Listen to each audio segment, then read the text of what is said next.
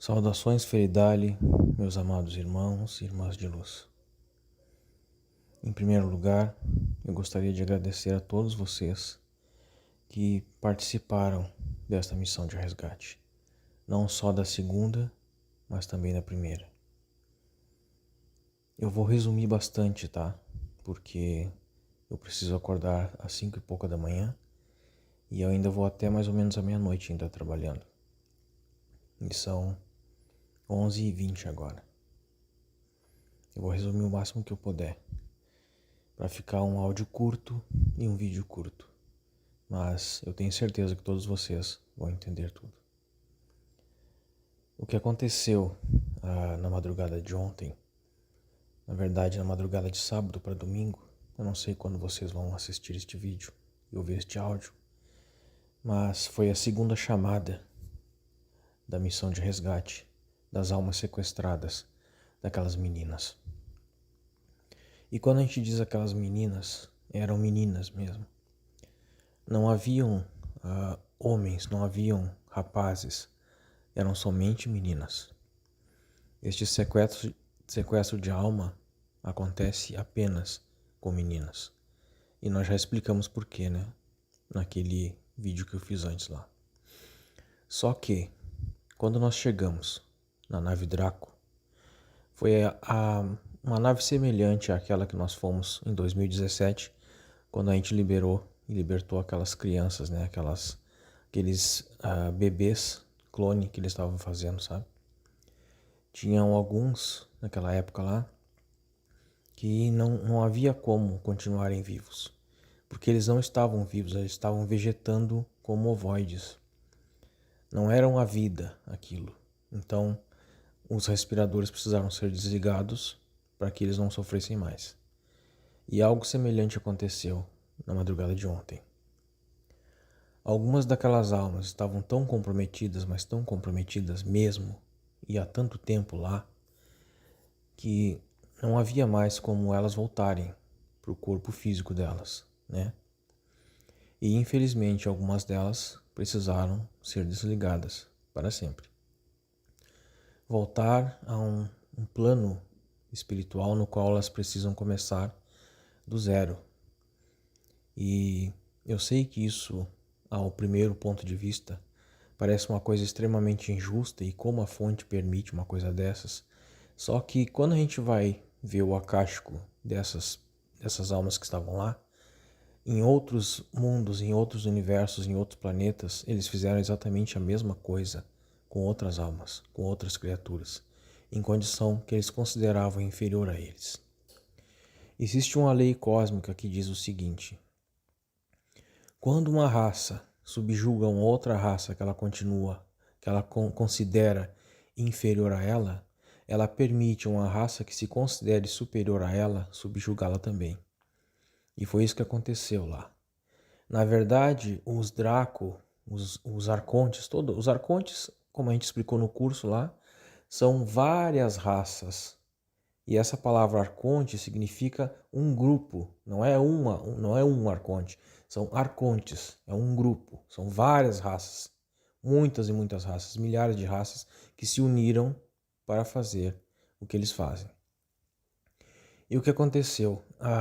Quando em 2009, né, Eloá, Ísis, Arcanjo Mihael, Cristo e uma imensa frota de luz desceram aqui no astral do nosso planeta e fizeram uma faxina, uma limpeza no astral, destruíram aqueles umbrais, destruíram aquelas cidades do prazer, de Mohara, aquelas cidades de prostituição, destruíram tudo aquilo aí. E aconteceu o quê?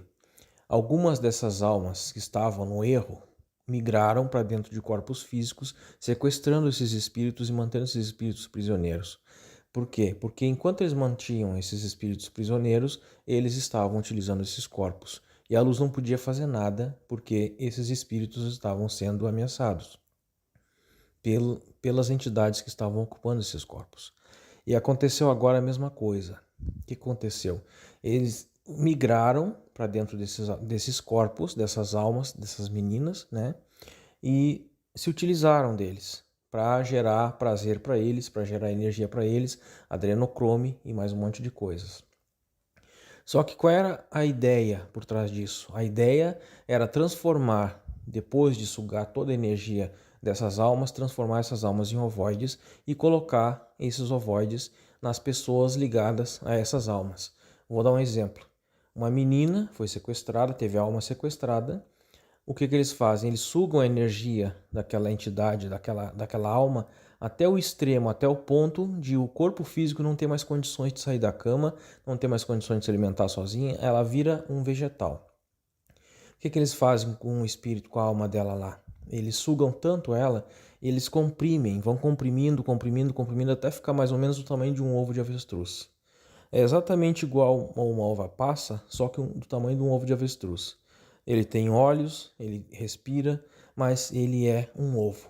Fica no formato de um ovo, por isso a gente chama ovoide. O que os ovoides fazem? Eles drenam a energia da entidade, da criatura onde elas são colocadas. O que acontece? Essa entidade que fez isso, que transformou aquela alma em um ovoide, ela coloca esse ovoide em uma pessoa, principalmente e geralmente uma pessoa da família. Um exemplo, a menina foi sequestrada, foi transformada em um ovoide, então ela vai ser colocada na mãe dela, no pai dela, no irmão dela, em alguém que ama muito ela. Por quê? Porque daí existe uma ligação, né? Principalmente uma ligação umbilical, uma ligação energética. Essa pessoa, tá, que foi colocada o ovoide, vai ser drenada também, e quando ela desencarnar, ela vai para o lado de lá e vai se tornar um ovoide também, que vai ser colocado em alguém ligado a ela. É isso que eles fazem. E era isso que estava acontecendo nessa nave Drácula. Uma nave muito parecida com aquela que a gente foi em 2017 recuperar aquelas crianças lá. Alguns de vocês precisaram acordar porque lá dentro da nave, alguns de vocês ficaram presos em alguns compartimentos. Existem sistemas de segurança que eles têm que alguns compartimentos fecham as comportas e alguém fica preso lá dentro. Então o que acontece? A gente acorda o corpo físico de vocês para que vocês saiam de lá. Entende? Vocês simplesmente somem de lá e vêm para o corpo físico. Agora, se não acontecer isso, fica preso lá e quando eles chegarem, sabe como é que é, né? Então, alguns de vocês precisaram acordar, alguns de vocês ouviram barulho, alguns de vocês ouviram coisas caindo, porque nem sempre são os arcontes que fazem isso. A maioria das vezes vocês estão sendo chamados para que vocês ancorem na terra e aterrem para não sofrer as consequências do lado de lá.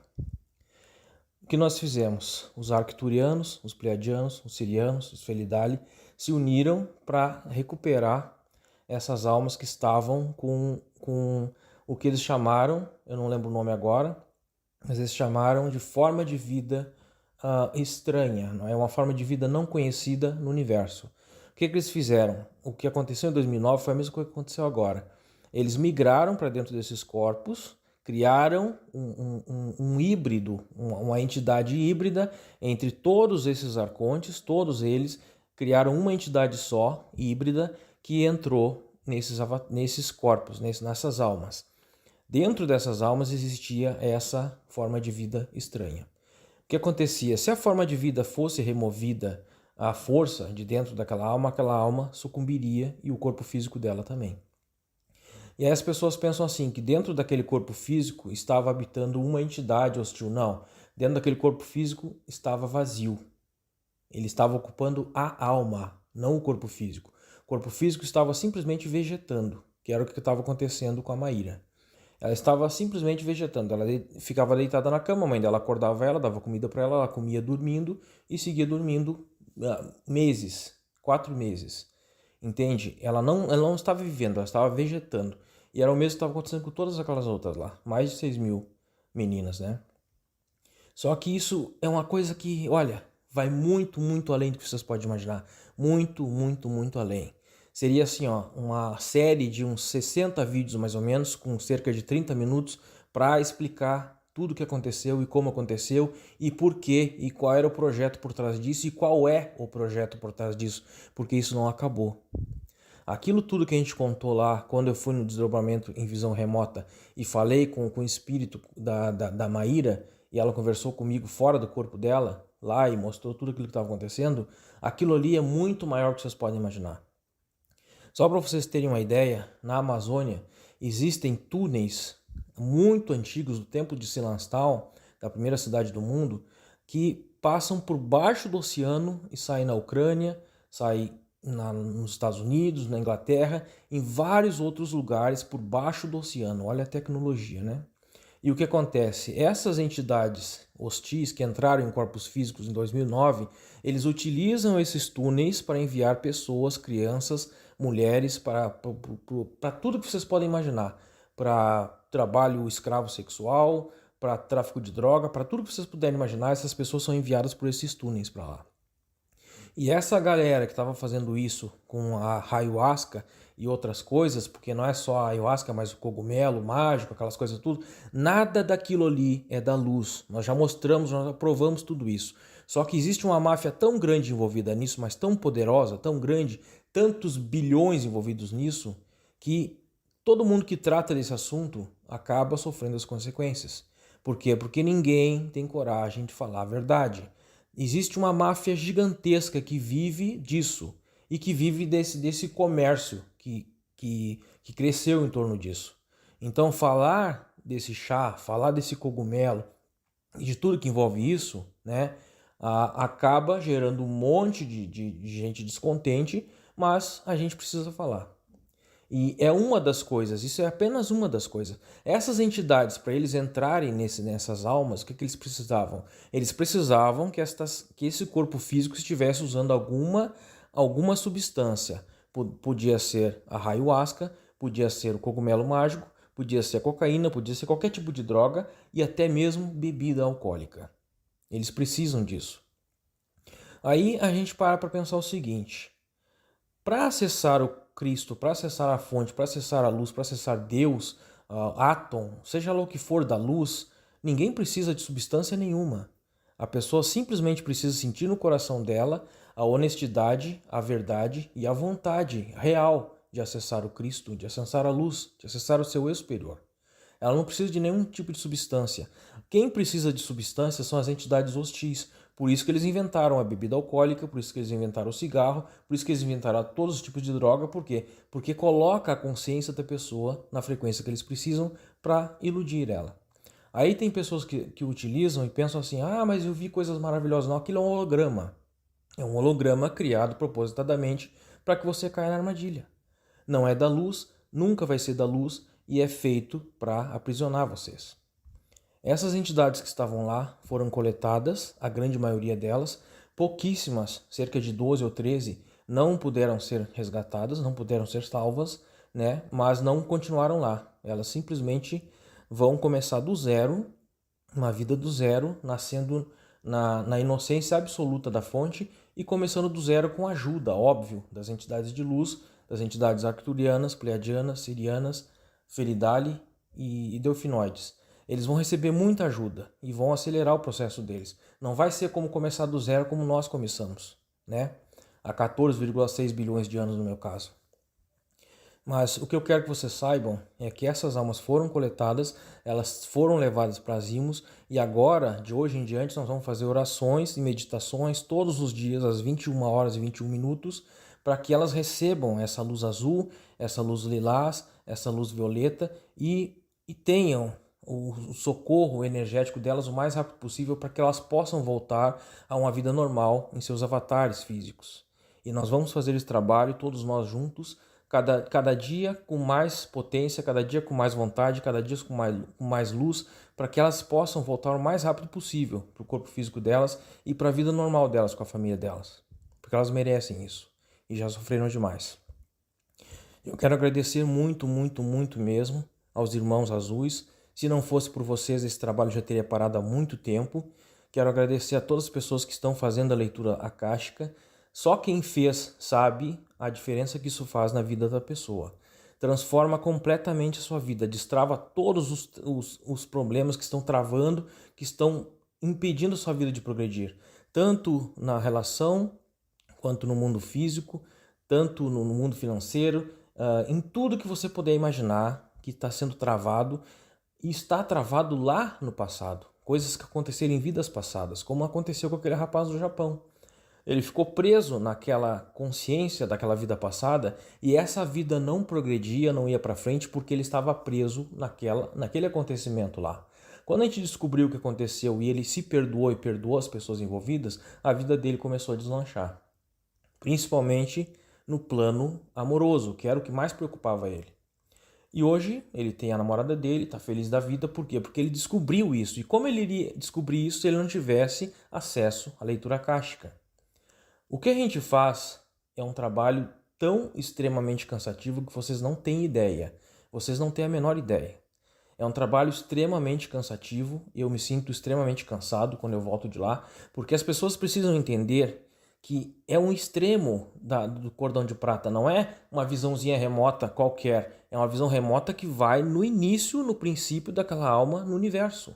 Não é uma visão remota em uma vida passada, é uma visão remota no início daquela vida no universo. O meu cordão de prata, ele é esticado ao extremo dele. E quando eu volto para o meu corpo físico, eu volto cansado, porque isso foi uma coisa extrema. Não é uma mediunidadezinha ali. É uma coisa muito poderosa e muito forte que acontece comigo quando eu faço essas visões remotas da leitura do akáshico. Então, pessoal, vocês precisam entender que este cansaço físico, esse cansaço que a gente sente, é por causa do esticamento excessivo do cordão de prata. Não é por outro fator, é simplesmente por isso. Mas quando a gente faz essa visão remota, a gente passa pelas as partes mais importantes da vida da pessoa. E não só dessa vida, mas das vidas passadas dela e de todas as outras vidas em outros universos, outros mundos. As partes mais importantes, as coisas que realmente vão modificar a vida dela neste momento agora. Principalmente com as pessoas que cercam a vida dela.